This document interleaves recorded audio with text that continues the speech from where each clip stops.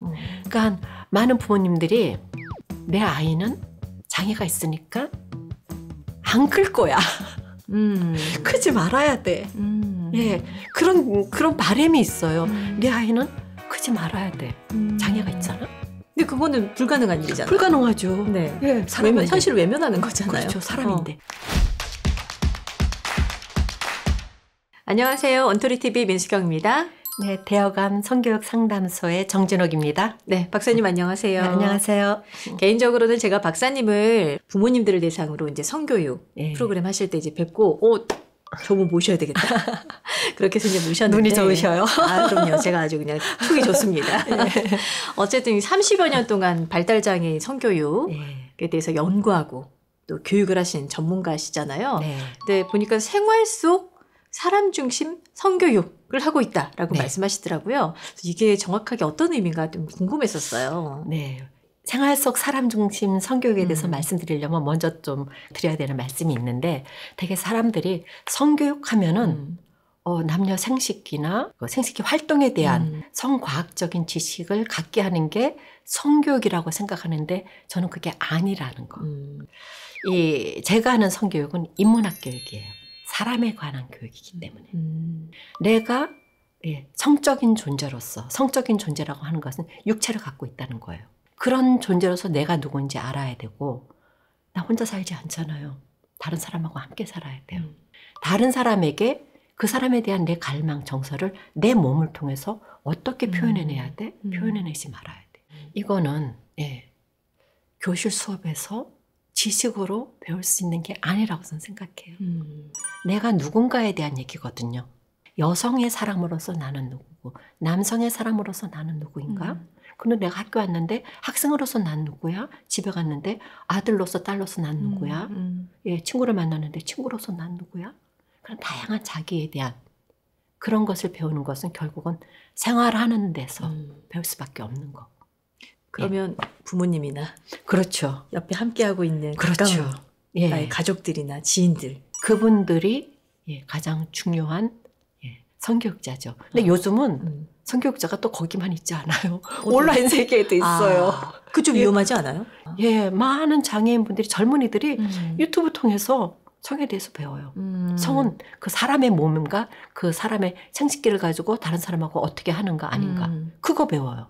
자기가 누군가에 대한 얘기가 없거든요. 생식기만 있지. 조금 조심해야 될 필요는 있겠네요. 네. 제가 전국을 다니면서 부모 교육을 하고 있는 사람인데, 되게 요즘 아이들의 그 사춘기가 몇 살에 시작되는지 아세요? 평균적으로? 보통 초등학교 5, 6학년? 맞습니다. 그래서 4, 5, 6. 사실 과거에는 중학교 2학년이었거든요. 중2. 그게 엄청 내려왔어요. 그래서 지금 초등학교 고학년 자녀를 둔 부모님들, 얘를 어떻게 안전하게 키울 수 있을까? 초 4, 5, 6서부터 이제 2차 성징이 시작되거든요. 좀 빨라서. 또 그것도 혼란스럽고 어렵고. 그렇죠. 그러니까 2차 성징이 나타나는 그때에 이제 부모님들이 그때가 된 것 같아 라고 생각하지만 어떻게 해야 될지 모르니까 그때 이제 어려움을 많이 겪으실 것 같은데, 왜 이제 그 어머니는 이제 여성인 거고 엄마 입장에서는 성별이 다른 아들을 어떻게 또 교육해야 될지 더 많이 어려우실 것 같아요. 그럴 때는 어머니들에게 보통 어떻게 교육 또 가이드를 해주세요? 일단 이 세상에 장애인들의 수에서 여자가 많을까요? 남자가 많을까요? 장애인의 수에서 성별로 생각해보지 않았어요. 남자가 절대적으로 많습니다.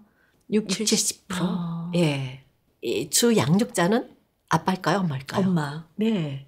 엄마는 여성이에요. 장애가 있는 아이는 아들이에요. 성별의 차이. 너무 어려워요. 여성의 관점에서 아들을 계속 키우는 거죠. 야, 너 왜 이렇게 생식기 자극을 많이 해? 만지지 마. 엄마가 이해가 안 돼요. 엄마는 왜 이렇게 자신은 그런 욕구가 별로 없는데 얘는 이렇게 욕구가 많죠? 하면서 저한테 이제 궁금해서 상담 오신 분들도 계셔요. 아들이 이제 2차 성징 나타나고 그걸 어떤 자기 자극하게 되고 또 이성에 대한 관심을 나타내고, 근데 또 그 나이 때는 아이가 머리가 또 커지게 되면 부모 말 안 들어요. 외부 전문가가 필요한 거예요. 그래서 제가 부모 교육 때 본인들한테 여쭤봐요. 자녀한테 가장 많이 하는 말이 뭡니까? 하지 마. 네. 하지 마.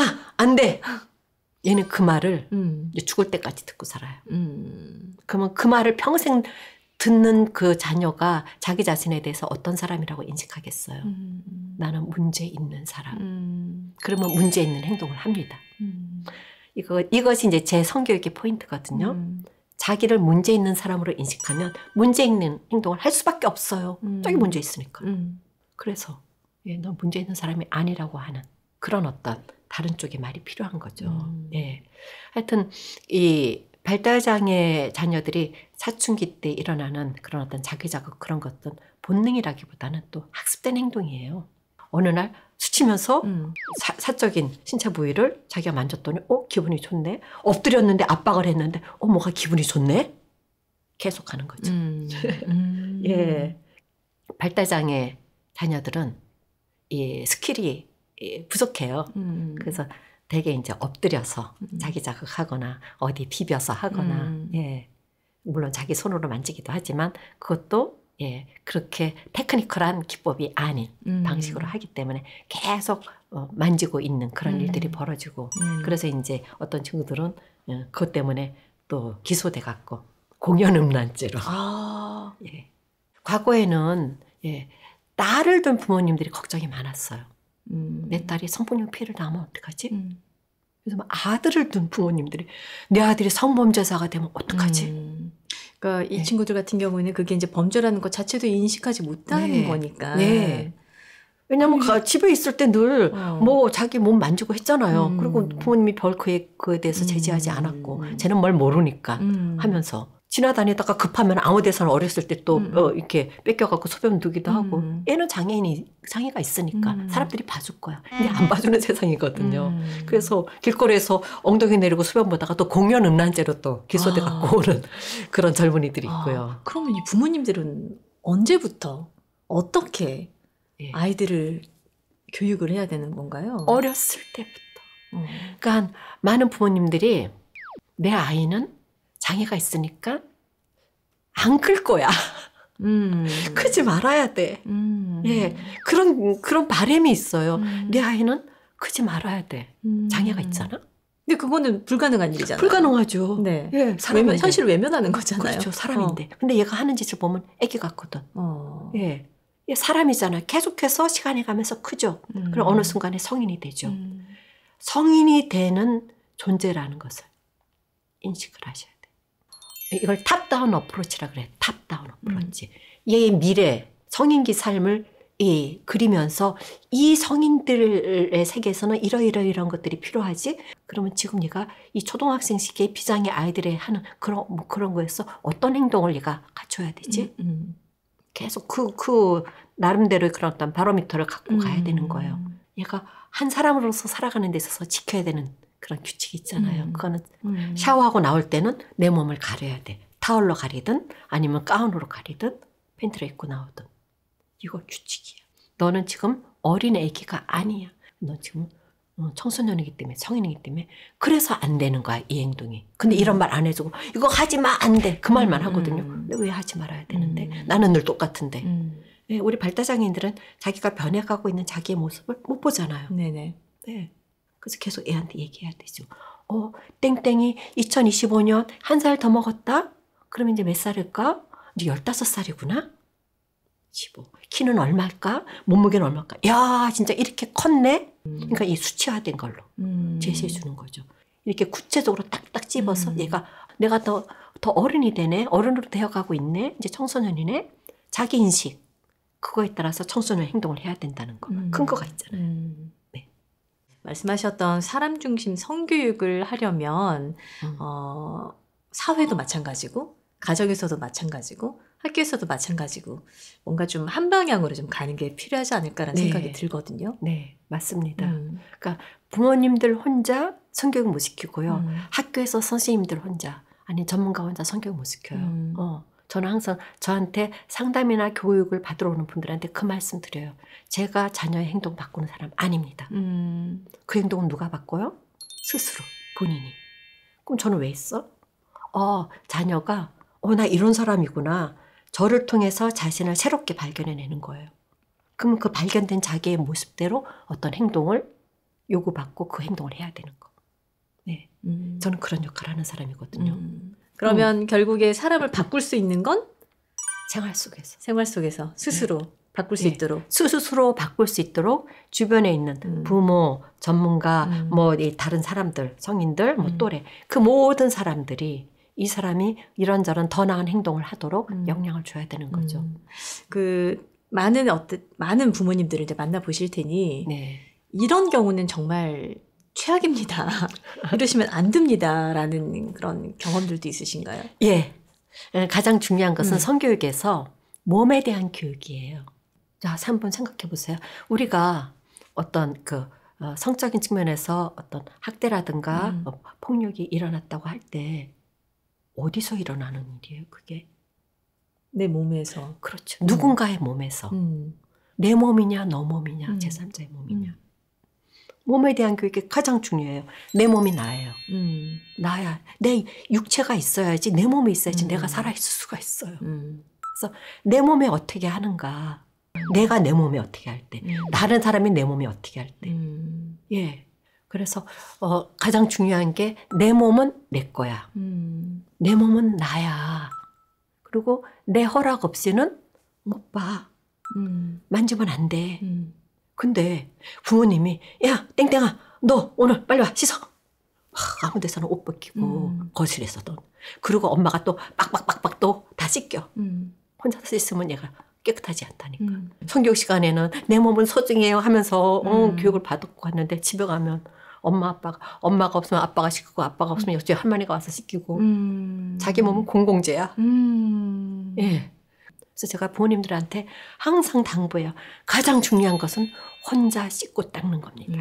그걸 어렸을 때부터 훈련이 그렇죠. 되도록. 그렇죠. 그래서 어머니들이 항상 똑같은 순서로 지금 엄마가 팔 닦고 있어. 너 지금 겨드랑이 닦고 있어. 자 이제 너 혼자 해봐. 자 딱 지워주고 그 순서로. 그러니까 긴 시간을 갖고 부모님들이 이 교육을 시켜야 되는 거예요. 네. 가장 중요해요. 가장 중요해. 그게 몸에 대한 교육이기 때문에. 되게 많은 이제 부모님들을 만나고 발달 장애인들을 만나고 하시면서 많은 이제 도움도 주실 테고 또 어려움도 겪으실 테고 네. 끝으로 그런 발달 장애인들을 좀 부모님들께 한 말씀 해주시죠. 저는 제가 만나본 발달 장애인 중에서 바보 한 명도 못 봤어요. 네. 다 자기 생각이 있어요. 근데 부모님들은 얘는 뭘 몰라요? 아니에요. 부모님들이 얘는 뭘 몰라요 하니까 그 기대만큼 얘가 뭘 모르는 자기 모습을 보여줘요. 딴 데 가면 아닙니다. 똑똑해요. 예. 근데 부모님들 그걸 몰라요. 그래서 부모님들이 내가 아는 내 자녀가 다다 천만의 말씀 3분의 1도 몰라요. 근데 사람은 성장해 가면 갈수록 부모한테 안 알리고 싶은 자기의 모습이 있거든요. 예. 내 부모님들이 이거를 일단은 인식하셔야 돼. 그게 정상적인 성장이라는 거. 그러면서 때로는 모른 척도 해줘야 되고. 그러면 부모가 없어야 된다는 건 아니에요. 부모는 계셔야 돼요. 예, 하나의 앵커. 하나의 앵커로서 부모님은 계셔야 돼요. 그러면서 줄이 길어야 돼요. 얘가 이 줄을 길게 해서 자유롭게 좀 다닐 수 있도록. 예. 그리고 부모 말이 애한테 이제 안 들어가는 시기가 오거든요. 내가 알아서 할게요. 똑똑한 발달장애들은 그래요. 내가 알아서 할게요. 그럼 얘가 알아서 못해요, 사실은. 이제 부모가 하고 싶은 말을 누군가를 통해서 다시 해야 돼요, 얘한테. 그래서 예, 선생님이나 전문가들이 필요한 거고요. 예, 그다음에 이 안전한 또래. 성장해 가면서 이 어려움이 많이 생기는 게 이 사회적 측면이에요. 네, 친밀감. 내가 심심하네. 내가 외롭네. 내 주변에 나랑 소통되는 사람이 아무도 없네. 그래서 저는 늘 부모님들한테 말씀드려요. 현실 세계 안에 자녀들이 소통할 수 있는 누군가 한 사람이라도 만들어 주십시오. 그리고 부모님 말고 다른 또 외부 성인들하고도 함께 협력하십시오. 예, 그래야지 자녀를 부모님이 원하시는 그 건강하고 행복하게 안전하게 그 방향에서 자녀가 성장해 갈 수 있도록 살아갈 수 있도록 그렇게 할 수 있습니다. 네. 장애건 비장애건 간에 자녀에 대한 믿음이 가장 중요한 게 아닌가라는 생각이 금방 말씀 들으면서 좀 그런 생각이 들었었어요. 예, 그거 지금 굉장히 중요한 얘기 하셨는데요. 많은 부모님들이 자녀에 대한 믿음이 약해요. 그건 다시 말하면 못할까봐, 사고 칠까봐. 그래서 늘 불안이 있죠. 자녀를 못 믿어요. 그러니까 자녀도 자신을 못 믿어요. 이건 굉장히 중요한 상관성이 있습니다. 사실 어린 자녀들이 부모님의 믿음에 기대어서 세상을 또 이렇게 탐험해 나갈 수가 있는 거거든요. 부모님들도 그 본인들의 믿음을 키울 수 있는 누군가가 또 필요한 거예요. 그래서 그분들의 말을 들으면서 내가 그렇지. 나 혼자 해나가지 않지. 제가 지금 그렇게 하고 있어요. 교수님 말씀하신 것처럼 서로가 서로한테 좀 믿음을 주고 손을 잡아주고 좀 그럴 수 있다면 훨씬 더 좋지 않을까라는 생각이 좀 들었습니다. 오늘 함께해 주셔서 정말 감사드려요. 네, 고맙습니다. 네, 여기서 마치겠습니다. 고맙습니다.